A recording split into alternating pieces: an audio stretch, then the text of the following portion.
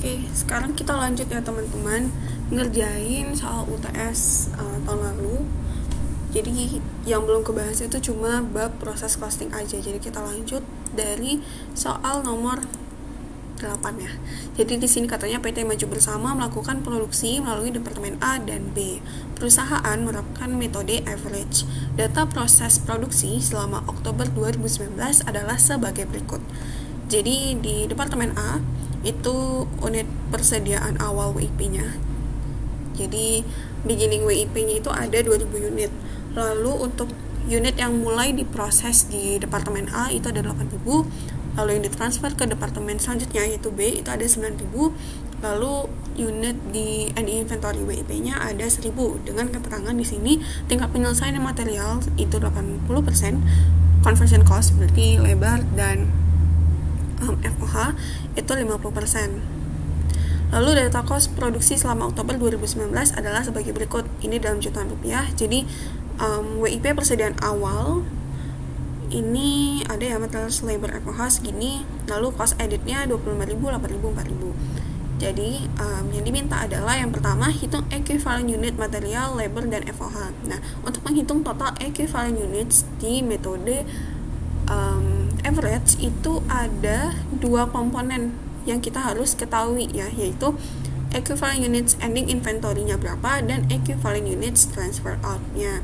Nah, sedangkan kalau untuk FIFO itu ada 3 komponen. Jadi beginning inventory complete, started and completed-nya sama yang ending inventory. Sedangkan kalau metode average ini cuma 2 ya. Ini aja. Nah, equivalent units transfer out itu dia besarnya sama dengan unit yang ditransfer ke departemen berikutnya gitu ya, atau misalnya kalau di itu departemen terakhir berarti ditransfer ke finished goods-nya. Kenapa? Karena sini kan tingkat penyelesaiannya itu udah pasti 100%. Jadi kalau dikali pun hasilnya sama. Jadi kita bisa langsung tulis nih berapa sih unit yang transfer gitu, 9.000 kan.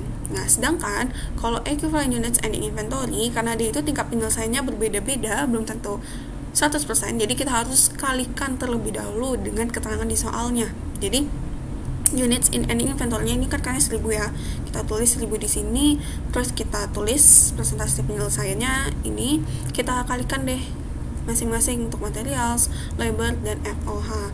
Jadi setelah kita kalikan nih, maka hasilnya kita tambahkan dengan yang equivalent units transfer out.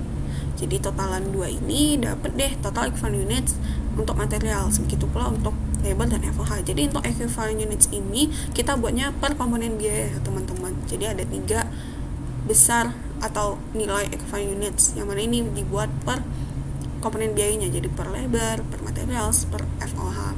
Lanjut di soal nomor 2. Jadi kita diminta untuk hitung unit cost material, labor, dan FOH.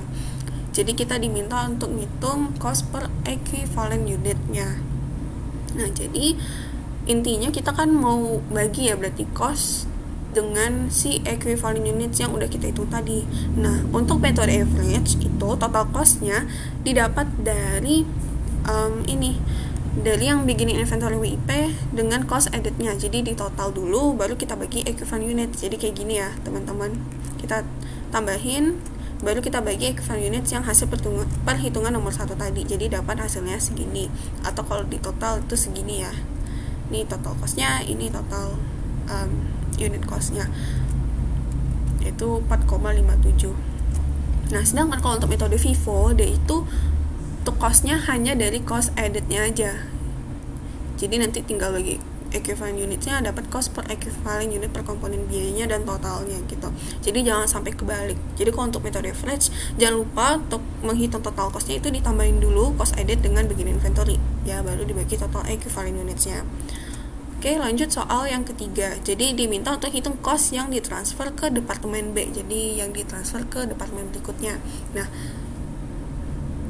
di sini kita bisa mengetahui berapa sih besar cost yang ditransfer ke departemen B itu dengan ini mengalihkan jumlah unit yang ditransfer ke departemen B dengan unit cost. Unit cost itu tuh yang tadi kita hitung total cost per equivalent unitnya.